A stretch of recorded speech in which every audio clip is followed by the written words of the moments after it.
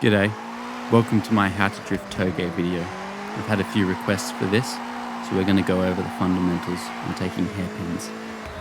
The first step is braking. I'm in 4th gear right now, and I need to get down to 2nd for the corner. So as I'm downshifting, I'm also rev matching and blipping the throttle. This does two things. Firstly, it keeps my revs high so that I'm in the peak torque band, ready to power out when I need to, and it also keeps the suspension nice and firm and compressed so that I don't have it kind of jumping around all over the place and destabilizing the car. Here, I want you to take note of which way I'm facing. So I've actually done a little flick of the car to the left and turned away from the corner as to build up the compression in the right side of the suspension, in which when I turn back, I'm going to use that inertia to help me get around the corner and flick the rear wheels into oversteer. At this point, I've tapped the handbrake, I'm turning in, and my foot is still on the brakes. So by having my foot on the brakes, I'm making sure the suspension is loaded at the front, and I've destabilized the rear of the car, so it's going to start to swing around in an oversteer. And we're just about to get to the point in which I'm going to start to control that drift and release all the tension that's loaded on the suspension and the wheels.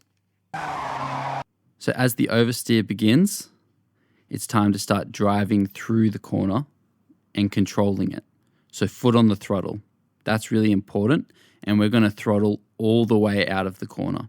If I cut that throttle earlier, either one of two things is going to happen.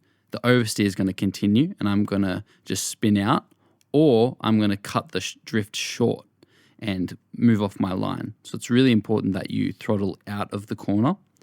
If you look at my wheel also, you can see that it's spinning really rapidly. And this is the counter steer. So the wheel's going to naturally whip back because I've built up all this tension. It's going to whip back to try and find equilibrium. And that's where I begin to counter steer.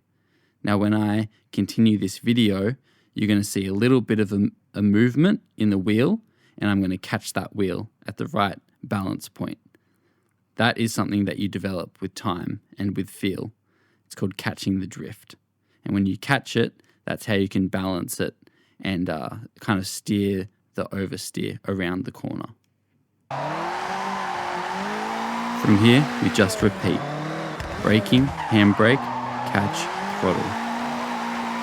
Once again, braking, handbrake, catch, throttle.